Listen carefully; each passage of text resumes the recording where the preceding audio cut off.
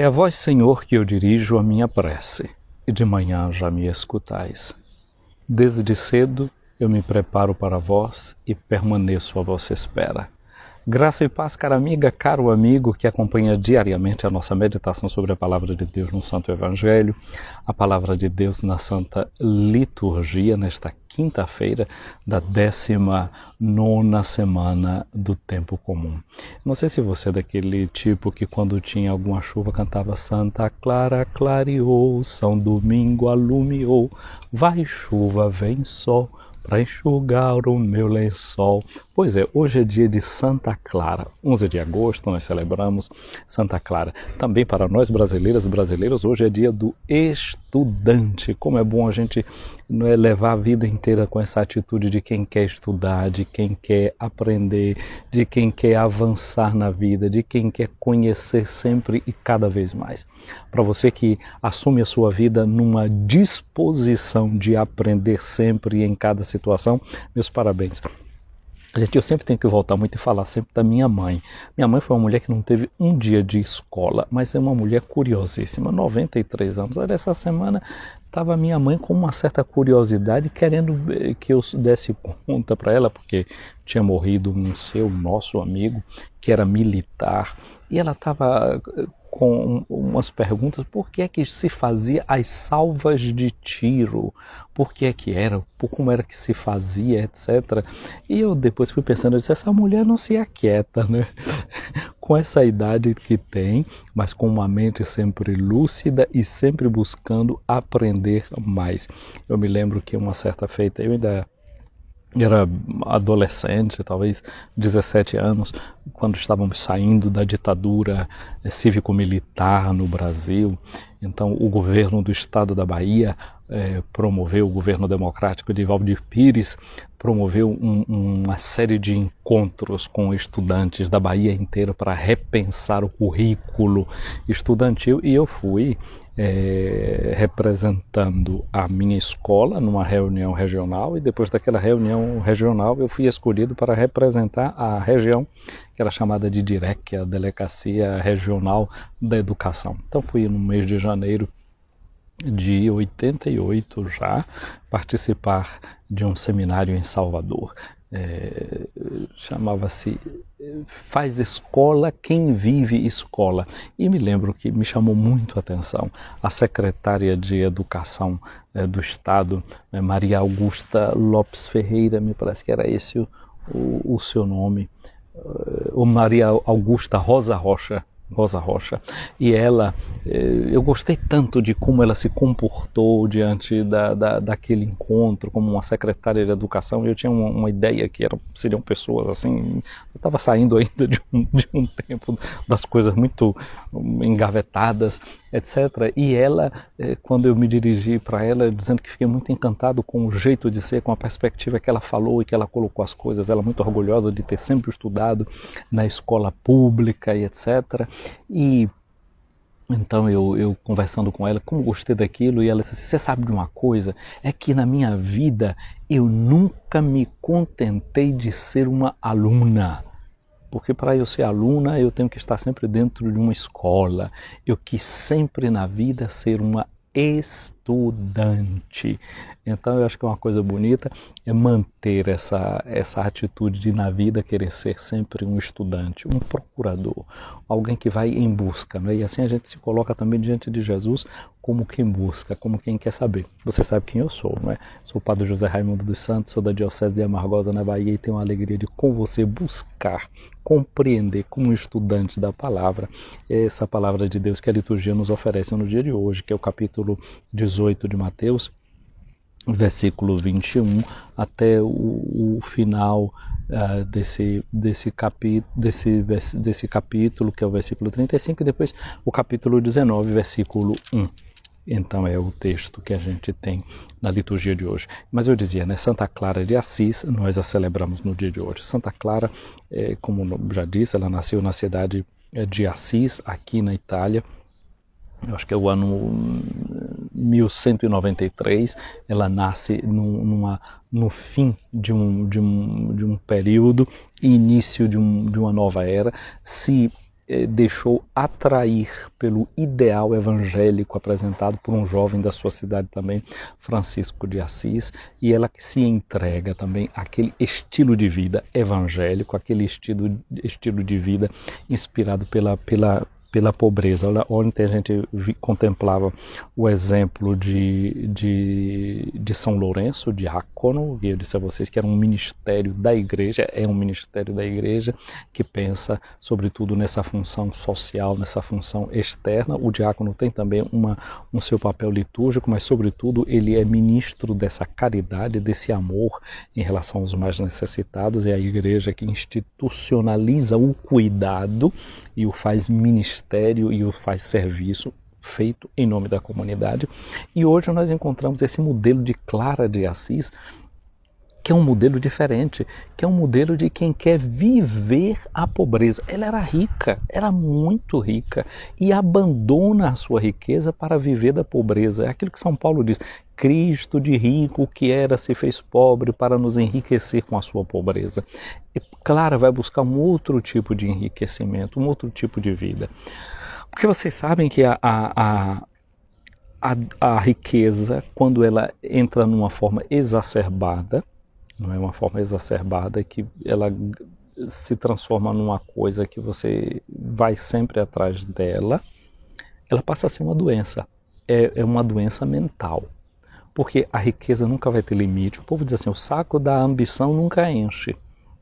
Então a pessoa vai estar sempre preocupada em querer ter mais, vai estar preocupada em querer manter aquilo que tem. Dizem o pessoal aí da neurociência que os campos magnéticos de quando a gente não fica submetido a imagens de dinheiro e de pensamentos de riqueza, etc., realmente pode dar uma alteração no cérebro da própria pessoa.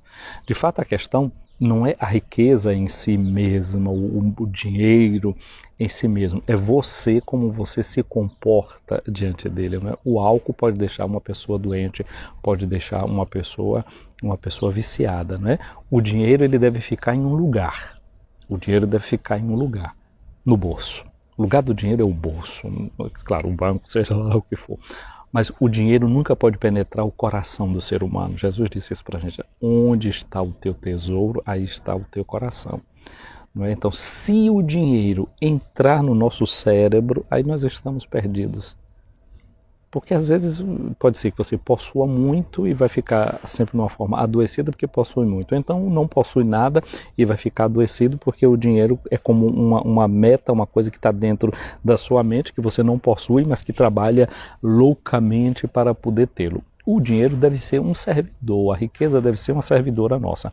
E Clara de Assis vai fazer isso, ela abandona toda a possibilidade de riqueza que já tinha para viver das esmolas, para viver uma vida de quem pede, para viver uma vida de quem trabalha, porque ela, sendo uma pessoa da nobreza, ela não precisaria trabalhar, não teriam os servos, as servas para trabalharem para fazer a sua riqueza. Agora, ela fazendo esta opção, ela vai fazer a opção de viver do trabalho. Já disse uma pessoa fazer uma chamada muito interessante, né? Era uma senhora negra, mas economicamente bem colocada, mulher de estudos. Essa secretária de educação que eu lhe falei da Bahia em 1986, ela era uma negra, não é? Então era já um destaque social muito forte. Talvez aquilo foi um ponto de identificação meu com a professora Maria Augusta Rocha. Então, quando estou sempre confuso com o sobrenome dela, mas Maria Augusta, isso aí é certeza. Então, essa senhora negra, ela diz o seguinte, que muitas vezes quando ela está em certas lojas, em certos ambientes, normalmente a pessoa, que é loja chique, etc., quem entra ali dentro, e como são poucos os negros que têm acesso a esses ambientes, se dirigem a ela sempre achando que ela é uma funcionária da loja. Ela diz que ela se diverte de vez em quando nessas lojas, quando ela vê alguém também muito chique lá dentro, ela vai e pergunta o preço de alguma coisa àquela pessoa, e a pessoa reage: não, eu não sou funcionária. Aí depois ela diz assim que às vezes o pessoal que é é bem aquinhoado, não parece que tem medo de trabalhar e de ser confundido com um trabalhador. Não tem nada errado em trabalhar, não é? Trabalhar é uma coisa que dignifica a gente, mas parece que a pessoa se sente humilhada em ser identificada como um trabalhador, como um servidor dentro daquela loja. Olha porque que Jesus disse, eu vim a esse mundo como aquele que serve. Ele não teve vergonha, São Paulo vai dizer isso, ele não se apegou ciosamente ao fato de ser Deus, mas ele se esvaziou e assumiu a condição de um escravo, se vestiu com as vestes do escravo, com as vestes do servidor. Isso também faz Clara de Assis. Ela se expoliou das suas vestes de nobre que ela era, porque as pessoas se identificavam pela forma de vestir também. Ela era uma nobre, então as roupas dela tem lá em Assis, na igreja de Santa Clara, na Basílica de Santa Clara, quando a gente desce para a cripta, o lugar onde está o corpo de Santa Clara, que está intacto, a gente tem o vestido de Santa Clara quando ela era ainda uma nobre antes, né? Uma coisa linda, tudo feito... Ricamato, oh Deus, Lisa, ricamato, como é que se diz em português? Bordado. Todo tecido assim, bem bordado, uma coisa linda, aquele vestido dela. E depois tem a roupa dela de freira, é uma roupa feita, vocês lembram daquelas sacas de café que a gente tinha antigamente, os mais novos não, porque veio tudo já de plástico, mas tinha umas sacas de café, aquele negócio galamacho, me parece que esse era o nome. Então é uma coisa feita com aquilo, uma roupa rude, uma roupa grosseira. Ela então se desvestiu das suas vestes de nobre e passa a viver com aquela roupa, que é a roupa dos servos, que é a roupa do pobre, não é? Como diz a roupa, como dizia aquele personagem da televisão, a roupa da gentalha. É isso mesmo, ela passa a viver assim, como a gente simples. Não é? Então Jesus não teve esta vergonha de se identificar com os mais simples, com os mais pobres, é assim que ele vive. Então hoje a gente tem o exemplo de Santa Clara diante dos nossos olhos, não é não somente servir aos pobres, mas se tornar pobre. E a igreja ensinou a gente, né, na América Latina, Puebla, 1979, reforça aquilo que foi feito em Medellín, a igreja faz uma opção preferencial pelos pobres, né, e pelos jovens. Preferencial não significa que ela é excludente, ela inclui a todos, mas inclui a todos a partir dos pobres, essa perspectiva da igreja. E aí a igreja, ela mesma quer se tornar pobre, como o pobre se tornou Jesus, de rico que era se fez pobre. Então é uma opção pelos pobres, é uma opção cristológica, é uma opção que se inspira no próprio Cristo Jesus. Então a gente deve aprender também a viver de maneira pobre, não é viver miserável, de forma miserável, mas de maneira pobre. E aí em Puebla se diz o que é viver de forma pobre? De forma simples e austera. Essa é a pobreza que nasce do Evangelho, é essa forma sóbria, simples e austera. Então hoje a gente olha para Clara e vê nisso. Outra coisa que a gente vê em Clara é esse protagonismo feminino. Ela se decide a viver a vida consagrada. O ideal dentro da sociedade de Clara era o ideal dos casamentos. E os casamentos, era o casamento entre os nobres, era um casamento como aliança política, era um casamento para reforçar o poder. Então Clara toma a decisão de ficar celibatária, de continuar sempre virgem. Ou seja, era uma decisão ousada de não se comportar da forma que a sociedade quer, seguindo os ideais da sociedade. Primeiro abraçando a pobreza como estilo de vida, porque o sonho de todo mundo é se tornar rico, é se vestir com as melhores peças, com as marcas de grife. Ela abandona tudo que é das grifes assinadas para viver de uma forma simples, sóbria e austera. E depois não vai querer viver de amor, e não de contratos matrimoniais que sejam alianças de poder e de interesse. Hoje a gente vê, as pessoas se juntando politicamente fazendo as alianças de poder. Clara sai de todo esse ambiente de aliança de poder. Então, um exemplo de mulher, à frente do seu tempo, corajosa. E depois Santa Clara era uma mulher de dons místicos. Sabe que Santa Clara é a padroeira da televisão? De alguma forma ela é a padroeira aqui desse meio que eu estou usando para me comunicar com você. Porque ela viu, ela teve uma visão daquela celebração da noite de Natal, que ela não pôde ir para a igreja, e viu toda a celebração como que projetada na parede da sua cela.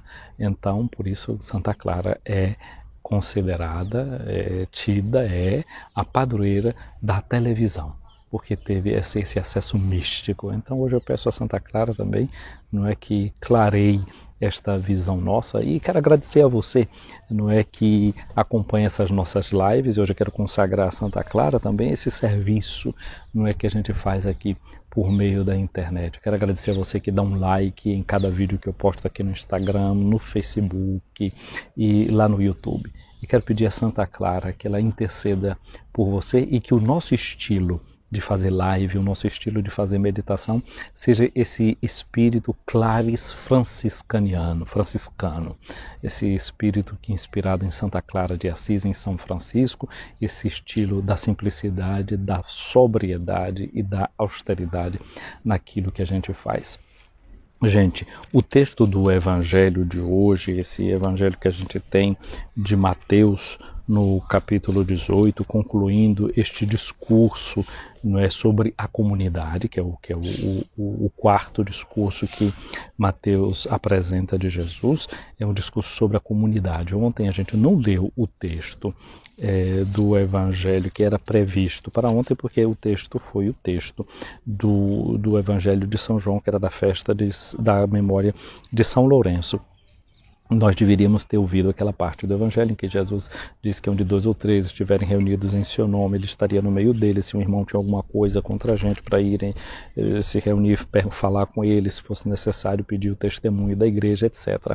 Então a gente vê que a igreja, a comunidade, é uma comunidade onde precisa de reconciliação, onde precisa de perdão, e a comunidade deve ser mediadora do perdão.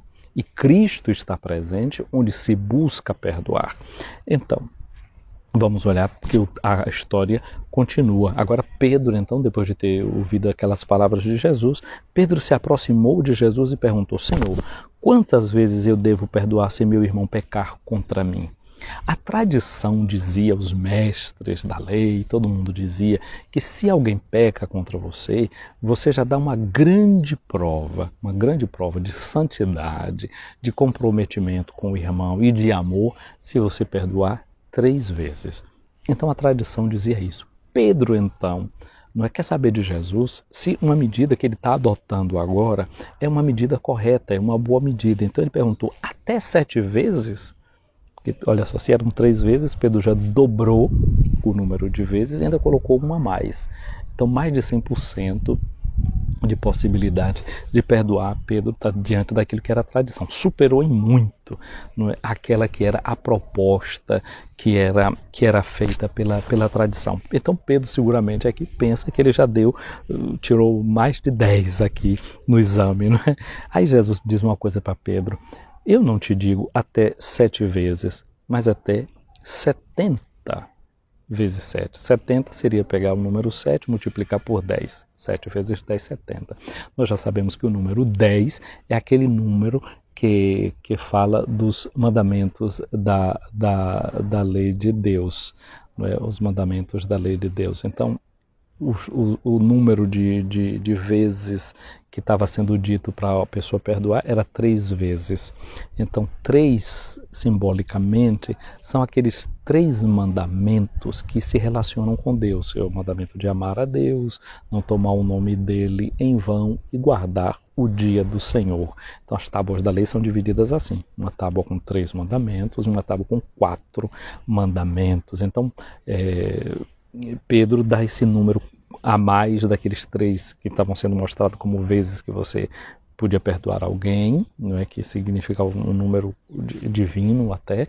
Então Pedro mostra esse número a mais 4 vezes, que são aqueles mandamentos que começam a partir ali do 4º, que vai apresentar que são 7, não é? Esses mandamentos do pecado, que corresponde aos mandamentos relacionados à pessoa humana, né? A honrar o pai, a isso, aquilo e aquilo outro. Então, 7, esse número simbólico de mandamentos que estão relacionados com a vida entre os seres humanos. Então, essa disponibilidade de perdoar aqui dentro.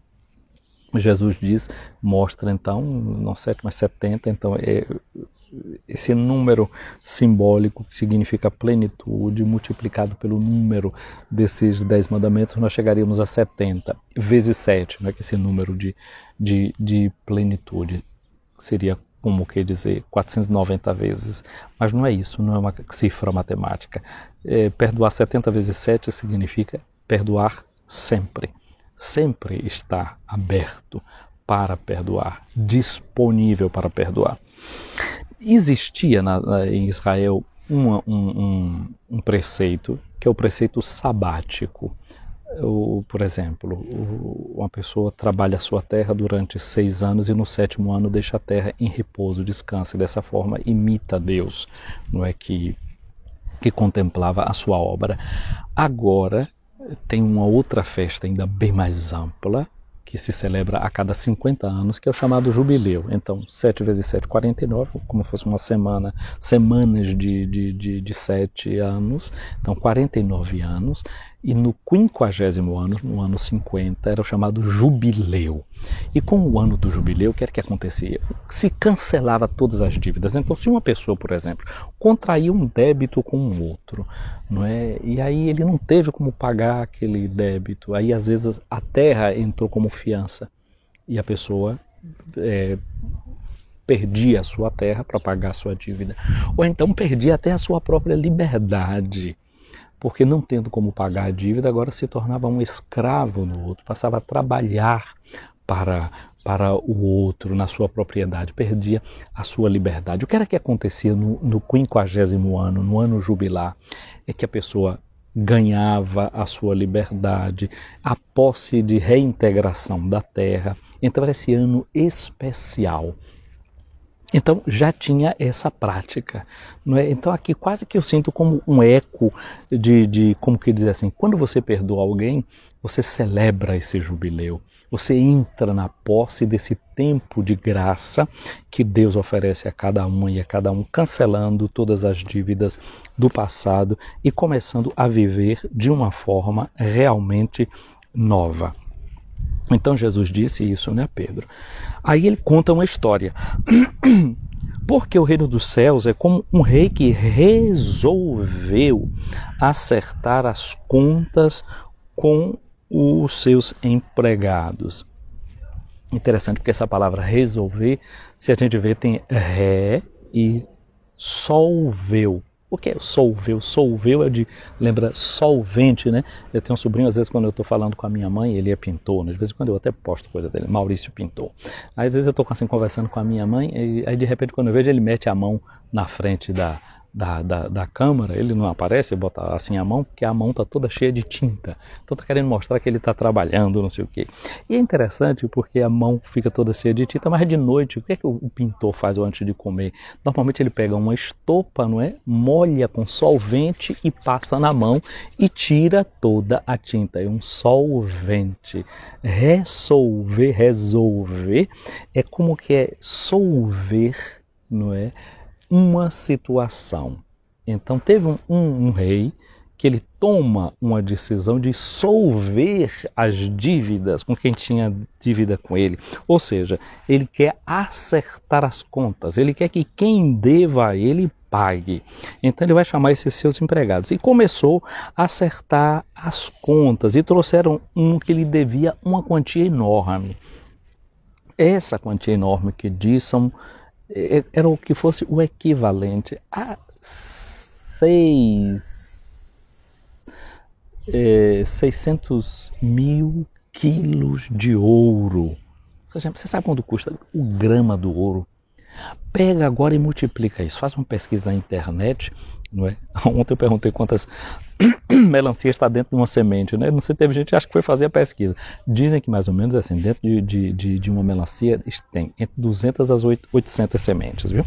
Tá bom, mas vai ver lá quanto custa o grama do ouro e multiplica por essa quantidade enorme de ouro que essa pessoa aí tinha essa dívida. Gente, era como se fosse a dívida de um país, não é dívida para uma pessoa. Ou seja, essa pessoa, esse empregado aí está na insolvência.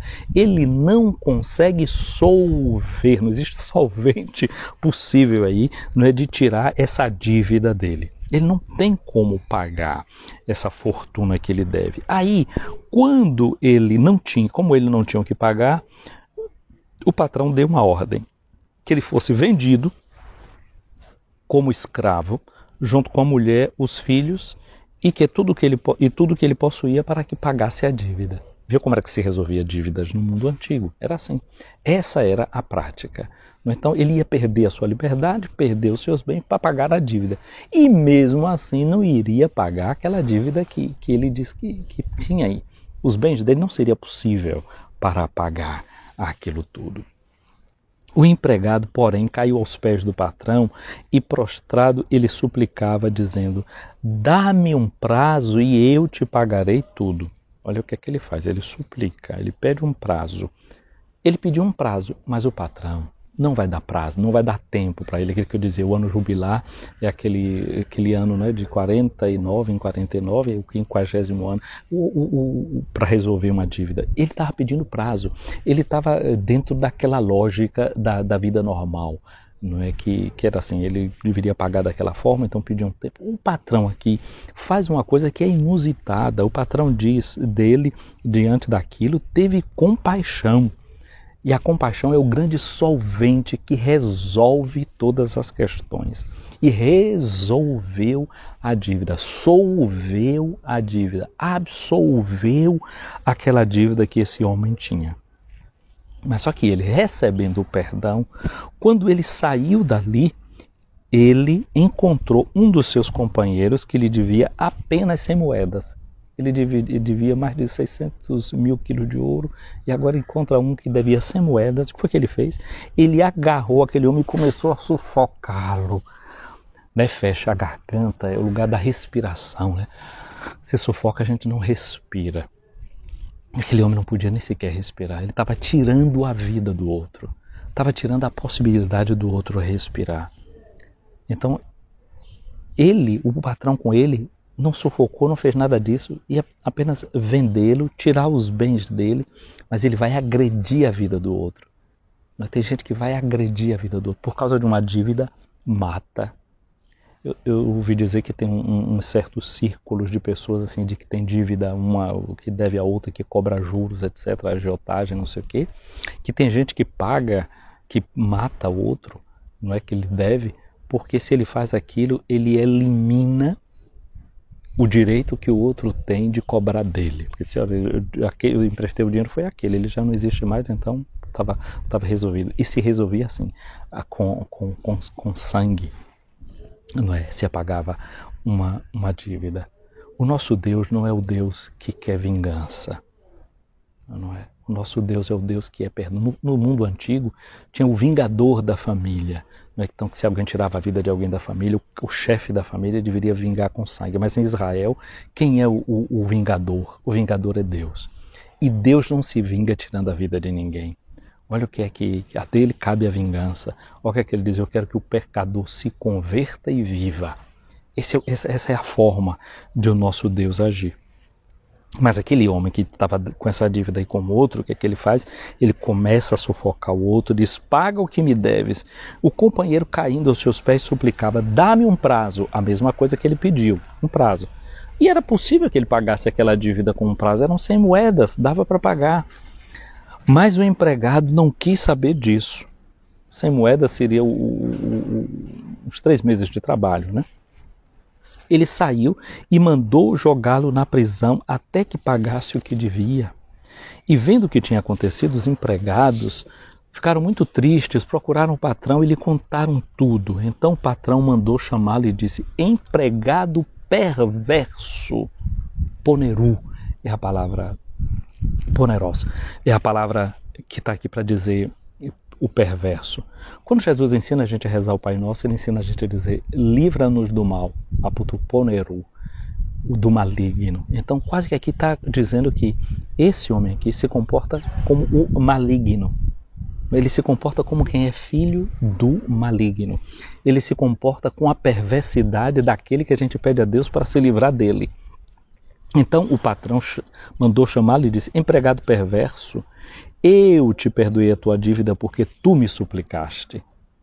Então olha que Jesus ensinou a gente a rezar, Mateus capítulo 6, suplicando, perdoai as nossas ofensas, assim como nós perdoamos a quem nos tem ofendido. Cada vez que a gente reza essa oração, Deus realmente nos perdoa, cancela as nossas dívidas, porque a gente suplica na oração. Agora isso gera um compromisso na gente.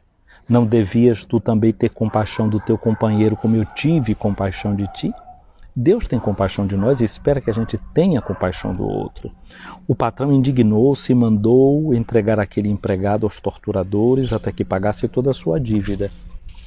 E Jesus diz, é assim que meu Pai que está nos céus fará convosco se cada um não perdoar de coração o seu irmão. É preciso perdoar de coração. Gente, o coração humano é aquele lugar onde Deus habita. Por isso o perdão não é uma coisa que a gente consegue somente pela força da gente. É Deus na gente. É por isso que Jesus, no alto da cruz, ele também diz, Pai, perdoai-lhes porque eles não sabem o que fazem. Mostrando para a gente que a gente, quando quer perdoar, a gente deve se dirigir ao Pai. É o Pai em nós que pode dar esse perdão. Então hoje a gente vai se dirigir ao Pai, dizendo, Pai do céu, ajuda-me a ser como Tu és. Eu quero saber perdoar o meu irmão de coração e Tu moras no meu coração. Eu não consigo com as minhas forças somente perdoar alguém que me faz o mal. Portanto, eu te peço em mim, perdoa Tu nesse meu irmão. Me dá a força de, me agarrando em Ti, perdoar quem me ofende. Não cobrar vingança, não querer pagar mal com mal, mas imitar a Tua generosidade que manda o sol para bons e para maus e mandas a chuva para justos e para injustos. Amém. Ao terminar aquele discurso, esse é o quarto discurso de Jesus, o que é que aconteceu? Ele deixou a Galileia e veio para o território da Judéia, além do Jordão. Gente, Jesus, o nome Jesus, relembra Josué, é o mesmo nome em hebraico. Então o que é que acontece aqui? Jesus agora é aquele que nos está introduzindo para além do Jordão, porque Josué também atravessa o Rio Jordão e vai com o povo para a Terra Prometida. A Terra Prometida é aquela terra onde a gente vai viver como filhos livres, não como escravos que éramos no Egito. Aqui, portanto, Jesus nos está convidando a entrar nessa terra prometida, nessa terra de perdão. Jesus, São Paulo vai nos dizer uma coisa, vocês têm apenas uma dívida uns para com os outros, a dívida do amor, Romanos 8, de 8 a 10. Então hoje nós vamos pedir a Jesus para que a gente saiba perdoar toda e qualquer dívida que alguém tem com a gente, que a gente de fato saiba cancelar toda e qualquer dívida, toda e qualquer ofensa que a gente tenha recebido de alguém, que a gente saiba de verdade perdoar como Deus nos perdoa. Agora, minha gente, entrar nessa terra prometida, não é? Entrar nesse espaço novo que Deus oferece para a gente, é viver uma nova experiência. Não é? Quando o povo de Israel entra na terra na terra prometida, a terra de Canaã, tendo saído do Egito, a casa da escravidão, passado pelo deserto, ele levou 40 anos no deserto, que era um tempo de purificação. O que significa dizer que o povo de Israel tinha que abandonar, perder tudo aquilo que correspondia às suas experiências negativas do passado. É realmente pedir a Deus a graça de perdoar, é pedir que Ele nos purifique no mais profundo da nossa memória, para que a nossa memória não nos atormente pelo mal recebido. Esses dias uma pessoa resetou o celular dela, depois ela disse, eu perdi todas as minhas figurinhas. Pois é, a memória é refeita. Então, A gente pede hoje a Jesus que Ele refaça a nossa memória, para que não haja memórias dolorosas de mal recebido e Ele possa ser a verdadeira lembrança que a gente tem nos nossos corações, que é a lembrança de que a gente foi perdoado e é chamado também a perdoar. Ouvi, Senhor, a minha oração, chegue até vós o meu clamor. Minha amiga, meu amigo, o Senhor esteja acima de ti para te proteger, à tua frente para te guiar, atrás de ti para te defender, do teu lado para te acompanhar, dentro de ti para te abençoar. Que a bênção de Deus Todo-Poderoso, Pai, Filho e Espírito Santo desça sobre ti, minha amiga, meu amigo, e permaneça para sempre. Amém.